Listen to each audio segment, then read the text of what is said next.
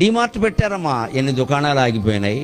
నమ శివాయ, వాడే పెద్ద చేపట్టే. కానీ మనం ఏం చేస్తాం, డిమార్ట్కి వెడితే అన్నీ దొరుకుతాయి, చావు కూడా అక్కడే దొరుకుతుంది, అప్పులు కూడా అక్కడే దొరుకుతాయి, ఈఎంఐలు కూడా అక్కడే దొరుకుతాయి. ఎందుకు ఎడుతున్నావు నువ్వు డిమార్ట్కి? కావాల్సింది ఏమిటి? చీపురు కట్టకి డిమార్ట్కి ఎడతావా? బుద్ధి ఉందా? మన ఇంటి ముందు నుంచే చీపుళ్ళు, ఆ చీపుడు వాడు చచ్చిపోవాలి. అక్కడ నీకు బిస్కెట్లు కావాలి, డిమార్ట్కి వెళ్ళి బిస్కెట్లు కొంటావా?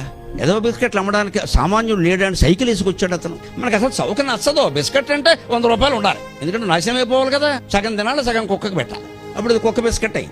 మనకి ప్రతిదీ ఖరీదు ఎక్కువ. మన ఇంటి పక్కనే చిన్న స్కూల్లో బాగా పాఠాలు చెబుతారు, మనకు నచ్చదు. ఇంటర్నేషనల్ పబ్లిక్ స్కూల్ 3 ఎకరాల అమ్మాయి. ఈ నాగరికతను బయటపడడానికి ఎవరు మారాలండి? కలియుగం మారిపోవాలా?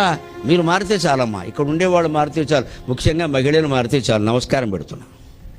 అందులో కూడా కొంచెం తేడా ఆలోచన ఉండాలమ్మా. చాలా సంతోషం మీరు అభినందించినందుకు. ఇది మంచి మాట, ఇది మంచి మాట, ఆచరించండి. మీ ఇంటి ముందు వెళ్ళే వాళ్ళ దగ్గర చీపురు కట్ట కొనండి. మీ ఇంటి ముందుకు వచ్చిన ఆకుకూర వాడి దగ్గర ఆకుకూరలు కూడా. ఆకుకూరలకు డిమార్ట్ ఎందుకండి? దరిద్రం. వాడు ఏం చేస్తాడు? ఏడాది క్రితం ఫ్రిడ్జ్లో పెట్టింది తెస్తాడు నీకు. ఇతను పాపం ఎప్పటికప్పుడు తాజాగా పట్టుకొస్తాడు, ఓ బుట్ట వేసుకొస్తాడు, అన్నీ అయిపోయా అమ్మా ఇంకా లేవు అంటాడు, అంతే. ఎవరిని సంతోష పెట్టాలి మనం? ఇదే వేదాంతాన్ని నిజ జీవితం